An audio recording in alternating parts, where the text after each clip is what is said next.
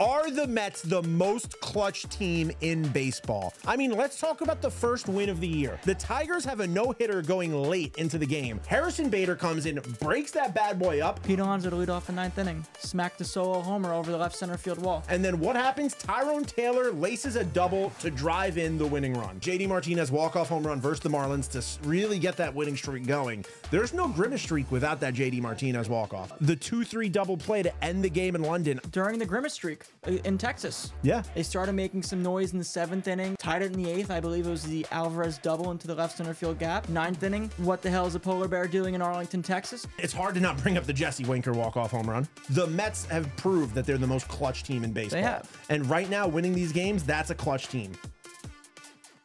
I got 3 words for all you Mets fans. Never panic, babes. If you're turning the TV off during September baseball, you're not built for this, okay? Jonathan Barron is not here. He's on the West Coast. He's on a work trip. Ooh la la. I'm Vito Calisi. You can follow me on Twitter at Vito F. Calisi. And that is not John. That is Hunter Taubes of the Mets social media fame. Would you say fame? I guess you could say fame. That's a wild thing to say. I'd like it to be fame. How's about that? Well, Hunter helps run the social media here at the New York Mets as part of a really great team. There's a bunch of people there. And Hunter is one of my favorite people on the team because we both are incredibly online. So if you're a Mets fan and you're seeing some Rizzler references or AJ and Big Justice, boom, this is one of the reasons that you can accredit that to. But Hunter, like myself, like a lot of people here, you also grew up a gigantic Mets fan, right? Big time. And that game, any other season, any other team, would you say that team loses the game? 9 times out of 10. Right? Yeah. I mean, just in my lifetime that I could remember, I'm thinking, all right, maybe 22 gets a shot, maybe 2015 gets a shot, but, you know, we were going into the 9th inning. I was like, you know, we got top of the order. Obviously, Francis was shoving. Yeah. All credit to him. But we got AL pitcher of the month for August. Did the same thing, I think, 2 weeks ago. Took a no-hitter into the 9th. But you know what? Arm's getting a little tired, and top of the order up. No one else. And the MVP comes up. And you know, we're going to get to that later. We're going to go through all the top moments. But just an incredible game. And one thing to note, I heard this on the SNY broadcast after. The Mets are 9-3 this year in rubber games, which is the most in baseball this year.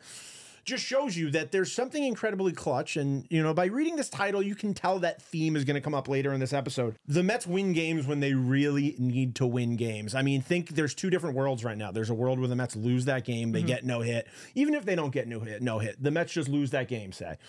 And we're feeling down and out. We're feeling in the dumps. Instead, the Mets win that game.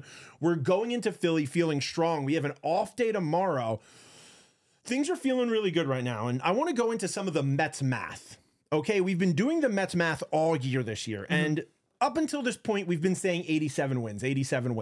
Atlanta's been playing up. The Mets have been playing up. So I think we're going to change that number now to 89 wins. It seems like 89 wins should be what gets the job done. Yeah. At this time, at the moment of this recording, you're listening to this episode, the Mets have won 80 games. So that means over the course of the rest of the season, we need the Mets to go 9-7. That's their best chance to get into the playoffs with that 9-7 number. How do you feel about that? It's doable. It's doable. They have this is probably their hardest stretch of the season. And let's say something, there's a lot of hard games coming up. Yep. There's specifically there's 10 hard games coming up. 7 against the Phillies, 3 against the Braves. You also have the Brewers at the end of the year, that's no easy cookie by any means. But when you think about that 9 number that I just said, there's 9 wins in there. There's 9 wins in there by far, it seems like. You know what? You're going to have to beat Philly and Atlanta anyways. Yeah. Why not do it now? You know, I feel confident with how the team's playing that they can go in there and make some noise and, you know, really put a hard fight in a really tough series, make it hard on Philly, make it hard on Atlanta. You know, and just, they're going to, like I said, they're going to have to beat them anyways. So why not go do it now? Why not, you know, solidify yourself truly that much more into the wild card picture and pick up a couple series wins here. And reverse some fortunes of the last few years. And this is a theme I've said on other episodes of the podcast. I've said, I think the path to the Mets having this magical season is they reverse some of these downfalls they've had, right? And that Atlanta series, that's such an important series for so many reasons. 1, for the mentality of the players. 2, for obviously the standings. Sure. You got to go into Atlanta. You got to perform because like you said, if you don't beat Atlanta, like When are you going to? where who else are you going to beat? You know, like you need to beat these good teams. So Philly this weekend in Philly, and then they come to our house next weekend, which is just a primetime Central game where every game has just pretty much been flexed into the spotlight. Yeah. I think Thursday, Friday, and Sunday. Yeah. So Thursday's National, Friday's Apple, Sunday's ESPN, Sunday Night Baseball. And it's just, you know, hold on to your butts. Like this is it. This is what we've been waiting for. When David Stearns said in the beginning of the year, this is a team that will compete in September, he meant it, and we're here, and Mets fans should be happy because we've said this before. Back in May, if you could choose being down and out and feeling as bad as you were after those losses, or sitting on the edge of your seat watching the Mets play the Blue Jays, I would take this every single time, every single year, every single moment. But yeah, man, so it's just a special team, and I've been having a lot of fun this year, and some great performances. And it's a great time to talk about the top 5 moments in Mets Blue Jays. Number 5, we're going to go with Game 1. It was that 8th inning comeback that the Mets had. Mets had just given up a run.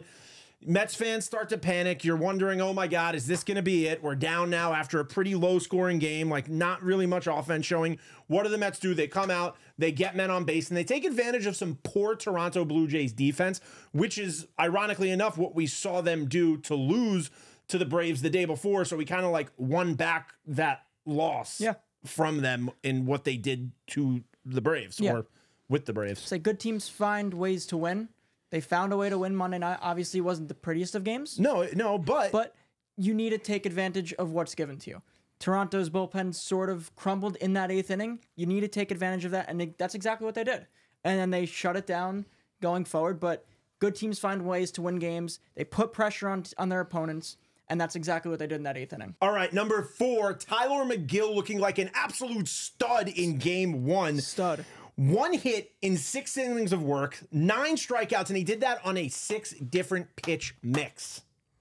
I didn't know that part. That's impressive. Yeah, dude, Tylor Megill. I mean, he threw 88 pitches, 6 different kinds of pitches, and this is the Tylor Megill we see every now and then. Yes. We see Tylor Megill, and I said this to John, actually, before his game against the White Sox, where I was like, you know, it's weird. I feel like Tylor Megill has a lot of these bounce-back games where he comes up from the minor leagues and just absolutely shoves. And does exactly what he does in AAA. Exactly. And you know, last week he had a rougher go. He got, like, you know, Carlos Mendoza pulled the brakes a little early on him. We switched him out. The other day, Tylor Megill just looked absolutely unstoppable. He looked filthy. And Mets fans were nervous at first because Paul Blackburn got taken out of the lineup that day. He's having some lower back stiffness, I believe. Tylor Megill shows up against a good team. There's a good lineup in Toronto. Young, dynamic. Their young players are playing very well. Vlad Jr. is having a phenomenal year. I mean, like, there was talk on the broadcast of, are they going to pitch to him like they did Aaron Judge in the Subway Series? And Tylor Megill went right after Vlad. Yeah, he pitched, like Vito said, very well. As much as you could hope for in a guy who wasn't projected to start. That's all you could ever ask for and more. You know, he gave the Mets everything they could possibly ask for and just gave them the best chance to win. Yeah. And, you know, it's something to think of because say Paul Blackburn does come back soon. Tylor Megill is, you either have a 6th starter or maybe you have a guy who's just shoving out of the bullpen. Why not? Either of those work. You know, keep the arms a little fresh, hopefully for a later October run. Give the starters, you know, an extra day here and there. The more weapons, the better, baby. Yeah. All right. Number 3 moment. Ryan Stanek strikes out the side in Game 1 to keep the Mets in it in the 8th inning. That's just, it was like Ryan Stanek had a rough start to his Mets career, but has bounced back so well, has looked so great. And that game was just a perfect example of how beneficial it is to have a guy like that. Would you say that was a clutch outing? I would say that was a clutch outing. Anyways, Ryan Stanek, that was such a shutdown inning. After the Mets take the lead, that is something that is so important. Yes, throughout the season, but especially in September, you take the lead late, you put up a 0 in that next half inning. That is so important for a team. You know what I just realized? I feel like, hey, if you're watching this isn't a kid caster. Hunter works here. Come on, man. I feel like I'm like a year and a half out of college. It's crazy. Yeah, I know, but like you kind of have kid caster energy, like the way you said, anyways. Like, you know what I mean? My bad. No, not even bad. I'm just saying, you know? I'm excited. The Mets just took a series. I'm going to Philly. Hey, what was it like to put the polo on and go sit with Gary, Keith, and Ron, dude? Kidcaster. He had a full suit. Everyone loved him this year. I know. The kid was great. And then I listened to the fan the day after, and his dad called in. Apparently, he called in and asked for advice on what he should wear. I missed that. That's awesome. Yeah, and then I have my own Kidcaster here. Come on, man. That's fit. No, Hunter's a good kid. Hunter's a good kid. You know what I mean? All right. But that shutdown inning from Ryan Stanek, it is so important when you take the lead to throw up a 0, especially late in the game. It just, again, it's another separator from good teams to great teams, from great teams to amazing teams. Yeah, it's so important. You know, they talked about this on the broadcast, but Ryan Stanek apparently was talking about how, like, he also was having back problems, I think, earlier in the year. And he started working on his release point because he was like throwing over his body almost. And then he realized that he was like kind of overcompensating. So he just like focused on fixing that. There's been some pretty cool things. Like Sean Manaea, we found out pre-game today. This is wild. That Jeremy Hefner started having him warm up from throwing from one mound to the mound to the other plate. In the bullpen. Right mound to left plate. Which is wild. I've never seen anything like that. No, but I mean, I don't think anyone has. It's working. Clearly. It's going to be one of those things that everybody starts doing now. You're going to just start seeing everybody throw it to the... Maybe. Yeah. That's a wild trend to set. But number 2 moment. Also, we're moving on now. That was all from game 1. We're moving on to game 3 because Francisco Alvarez's 3-run home run in the top of the 9th to really cement that Mets lead. Anytime you could, put a team away that much more. Again, taking the lead's one thing. Putting them away in that same inning is that much more important. Obviously, Diaz had to come in through one pitch. Yeah. It's just so important to get the lead, yes, extending it, giving the Blue Jays essentially no real hope. It just that much more of an insurmountable comeback is just, again, it's another sign of a really, really good team. And Alvarez, really good to see him, take a homer straightaway center. Yeah, it's always good to see a guy get barrel on ball, go straight away dead center. And also, Alvy had a really good series. Went 3 for 10, got some hits, was getting on base. So you just want to see your young catcher really start to heat up because, look, every team has dips, right?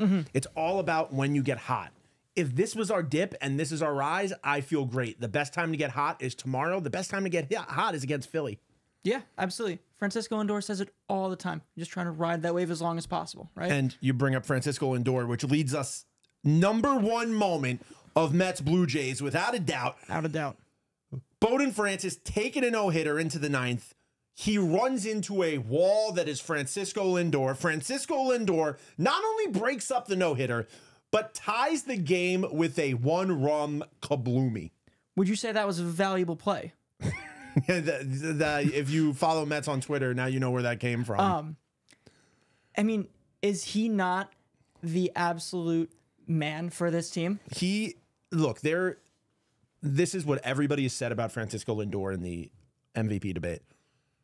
You take Francisco Lindor off this team, you're probably not in this wild card race whatsoever. No. You've probably sold a lot of guys off at the deadline. This is a whole different team.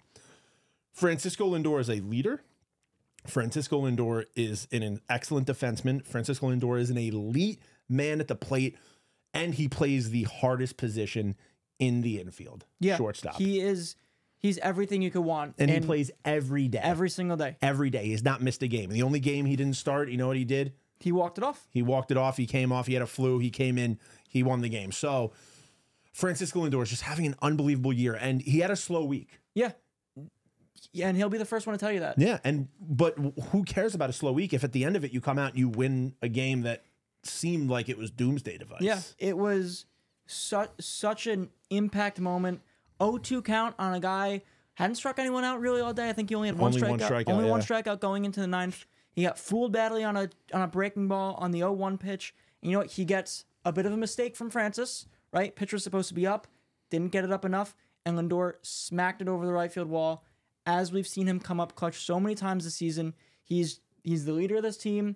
He does everything he could possibly want. And it's just, I hope that we will look back on this moment, one of the many moments that, we'll have this season, and just like, that's when things started to turn again. That's when things started to really take off. Obviously, we've had a couple of them in the season, but just, they were saying it on the SNY post games, like, We'll see this one on Mets Classic in a couple of years. Oh yeah, I think that all the time. I love every time there's a game that the Mets have like an exciting win. I'm always like, I'm gonna be watching this game on mute. Yes. At a gym. Or I was gonna say 7 a.m. I'll see this in a rain delay. Yeah. I'll see this in the middle of the night when I wake up, and this game will just be on. I'm like, you know what? I was sitting with Vito and Will watching this game. It's like, it's gonna be a tough loss. Not great going into Philly with this, but you know what? Things change. Things change with the crack of the bat, literally.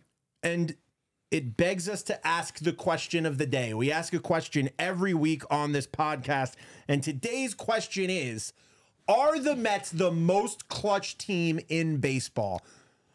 Now, off the bat, how do you quantify clutch? You can in win probability added. I guess that's probably the best way to quantify clutch. We don't have too many win probability added stats. But how are we going to do it today is my question. Straight up vibes. Straight up vibes, and we're going to talk about some gigantic moments this year. Yes. I mean, let's talk about the first win of the year, which is similar to today. Yeah, the absolutely. Tigers have a no-hitter going late into the game. Harrison Bader comes in, breaks that bad boy up, and then what happens? Tyrone Taylor laces a double to drive in the winning run. Pete Alonso to lead off the 9th inning. Smacked a solo homer over the left center field wall. Over Mark Vientos' head. Old friend of the show, old friend of ours. And then Tyrone Taylor comes up first from the season. I mean, isn't that just sort of the first sort of hint as what you were going to get, right? Yeah. We've seen this team be dramatic from their first win of the season. We saw it towards the end of April, too. In that Cubs and Cardinals homestand, end of April, early May, we saw the Mark Vientos, his flash in the pan, his walk-off homer. Oh, against the Cardinals. Against the Cardinals, yeah. Which is funny. And you know who came up with the big hit in that game, too, right before that? Who? Harrison Bader. Oh, yeah, you know what? We talked about this on the show. Big hit Bader. Big hit Bader comes up in big moments. And you know what? He almost had one today. He did. That was what a catch. You got it. Like, ball is ball. Ball is ball. You can't lie. I mean, I screamed in the middle of our employee hub. Field. It was just so tough to watch because when that ball was off the bat, I was like, here goes Harrison Bader breaking up another no-hitter. And then I thought that was the catch in a no-hitter. Yeah. Right. No, yeah, that happens, and then you're like, and like the Blue Jays are making such outrageous plays that you were like, this is like, it kind of felt like the writing was on the wall. Everything felt like, oh, this is like they're hot right now, like they're feeling themselves, like they know what's on the line. But let's talk move about on the to clutch Mets. Let's talk about the clutch you know what Mets. I want to bring up? I want to bring up Game 2 of the Grimace streak. Yep. JD Martinez walk-off home run versus the Marlins. Now, I don't think there's like, we're going to bring up a lot of walk-offs because the Mets have some of they're like top 3 in walk-offs in baseball. I believe we have the most walk-off home runs. Oh, we have the most walk-off home runs now? I believe. Okay. Don't stat check me on that. But there's nothing like literally, how do you get more clutch than a walk-off? There's no way to be more clutch than that. That's like, you need to show up, you need to win. Yeah. But JD Martinez walk-off home run versus the Marlins to really get that winning streak going. There's no Grimace streak without that JD Martinez walk-off. Because they were down 2-1. Lindor was hit by a pitch, I believe, to lead off the inning, stole second, got himself into scoring position to tie the game. JD Martinez didn't need to hit a single. He smacked it over the right center field wall. Again, just like you said, really started the Grimace streak. Yeah. It was a big series win over Miami. And it was also big because Edwin Diaz, that was his first game back. And Edwin came out, kept the Mets in it. And then I remember everybody noticed that Lindor went up to Edwin right after, gave him like a big, like, let's go pump up. Yeah. And then you could tell, and we talked to Carlos Mendoza about this, that the boys got into the dugout and they were like, we got to go out there. We got to win this one for Edwin. Yeah. Yeah. That was the first game I had attended this season as a fan that I wasn't working. Nice. It's always fun to attend as a fan every now and then. I've done it 3 or 4 times this season. Good to refresh. You know, I want to bring up not a clutch home run, not a hit. I want to bring up a defensive moment. That was the London game. Dude, that was the never happened before in history. One of my favorite plays I'll ever see. The 2-3 double play to end the game in London. I mean, like you gotta, that is clutch. And Luis Torrens was here for a week. He played maybe 5 games for the Mets at that time. Obviously, they just picked him up from the Yankees. We know how he throws out base runners at a crazy high clip, throwing at Elidale Cruz last weekend. That was sort of like our intro to him, I guess you could say. His first big moment, his first big defensive moment. Putting the body on the line for guys we met a week ago. Picking up the tapper right in front of the plate, stepping on home, firing a strike to Pete at first was sick. Just you can't quantify a play like that. No, and Luis Torrens has had some incredible moments this year. I mean, like his arm has just been unstoppable. It seems like throwing guys out at second, throwing guys out at first. It just changes everything. And like other clutch moments I'm thinking about right now, I'm thinking about David Peterson against the Yankees. Like, sure, that's a clutch moment. Loading the bases during the Grimace streak in Texas. Yeah. You know, they were down, I believe, 5-1, 6-1. They started making some noise in the 7th inning, and then tied it in the 8th. I believe it was the Alvarez double into the left center field gap. 9th inning. What the hell is a polar bear doing in Arlington, Texas? He's driving in the game-winning run on the top of the 9th inning with the... That was Janie's tweet. That was Janie's tweet. Yeah. Yeah. But shout out Janie. Shout out Janie. You know, I hope... We swept her Red Sox. You can't do stuff like that. I don't think you could do stuff like that. All right. Are you going to cut that out? Nimmo Mother's Day home run. 3-2 count, left on left. Pink bats. Sick. Lights going all crazy. I mean, I think that was our first walk-off homer of the season. Oh, no, Vientos. Yeah, Vientos was April, dude. What are you talking about? We just talked about it a second ago. We talked about the Vientos. It's crazy. Like, the Vientos walk-off home run against the Cardinals. Like 6 years ago. But also, like, we talk about it so much on this podcast, I feel, like, bad. Like, I feel like people are probably like, all right, we've heard you talk about the Vientos walk-off. But, like, that was, like... It was awesome. That was the early start, because that was the beginning of the first streak they had, really. Yeah, that was the first time where we... Oh, excuse me. Not the beginning of a winning streak. I mean, like, they were hot at the end of April. Yep. They were really hot at the end of April. Then May... We know what happened to May. May was, May happened. May was a thing that happened. May was a month of the year. Yeah, as the rest of the months are. What do we got next? I mean, it's hard to not bring up the Jesse Winker walk-off home run. Yeah, I mean, since the beginning of August, this team at home. The Jesse Winker, the Alvarez, Mark the other Vientos Vientos. Again. So our point is this. When you have a team that is able to come through and win games at this clip, at this rate, to be able to come back, I mean, you know what else is clutch? Being able to come back from 11 games under to over 11 games over. Yeah. That's also clutch. You loved that. You were so excited that day because I know you were talking. I was like, the story of being 11 under end of May to being 11 over mid-August, I think. I mean, dude, baseball is storylines. Baseball is storytelling. Baseball is cinematic. And there's just something beautiful about that 11 games under to 11 games over.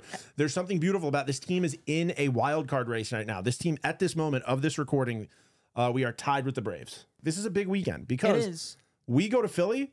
Braves got a tough weekend too. The Braves and Mets have the two best teams in the National League. And what the Mets need to do is they need to show up against the Phillies. And I think they will because the Mets have proved that they're the most clutch team in baseball. They have. And right now, winning these games, that's a clutch team. And we've known they've shown up in that ballpark before and had some crazy moments in 2015, in 2022. And even when the team...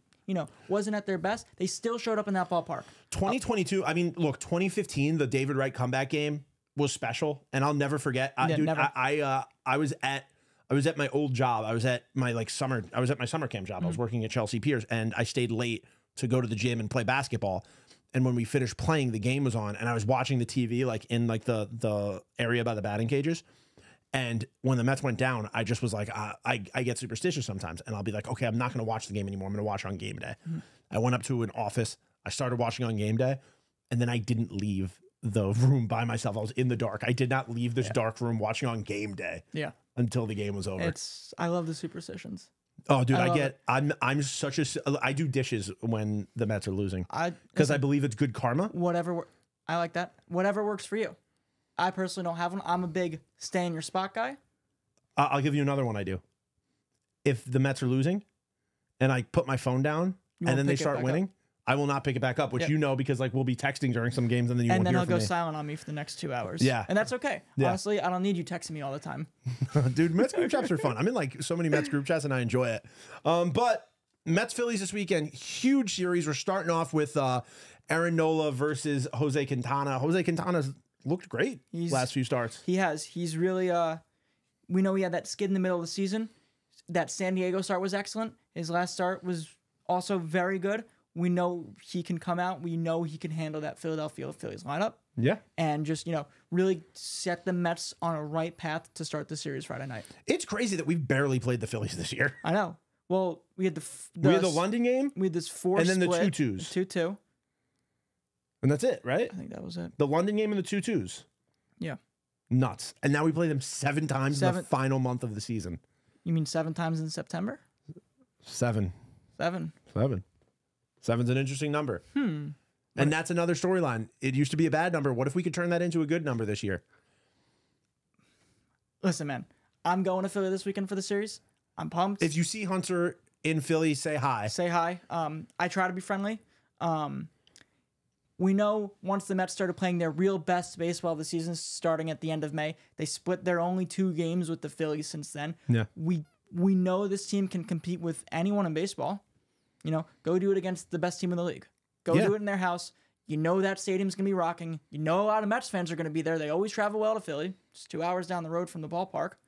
You know, be there, be loud if you can be there. We know it's going to be an awesome environment. We know it's just going to be, you know, a real great opportunity for the Mets to go in, do some damage against, like we said, the top team in the National League. And then after that, they got to come here. The Mets come home Monday.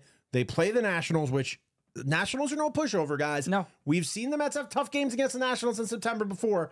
You got to show up. You got to show up and support the Mets because those games against the Nationals are going to be gigantic. And then those 4 games against the Phillies are going to be the biggest home games of the regular season. And the Washington series are all night games. Yeah. Kids, if you're listening, you can go to school the next day a little tired. I've done it. It's okay. You're going to regret. If you don't go to the ballpark this week, you're going to regret that you didn't go in December because I always do. Yes. I always in December regret the games I didn't go to. In November, I regret the games I didn't go to. So, Mets fans, get to the ballpark this week. Mets.com/tickets. Also, season tickets for next year are available now. So, get those memberships. Get into the ballpark next year. This is a really fun year. You got to be here for the magic. You got to be here for the excitement. Get here for the final homestand of the year. You can follow me on Twitter at Vito F. Khaleesi. Hunter, what's your Twitter? I'm just at Hunter Taubes. All right, and John is at JMB9191. He might be back. Who knows? I don't know where this guy is anymore. He doesn't even respond to me. I'm happy to fill in whenever. Okay, so there's that. If you ever need a backup, if you ever need a... Don't be thirsty. Don't be thirsty. I would say if you ever need a call to the bullpen to keep it on the baseball field. That was nice. All right, well, follow this podcast on Apple, Spotify, wherever you get your podcasts. Meet at the Apple, and we will see you next time. Thank you for listening. Let's go Mets.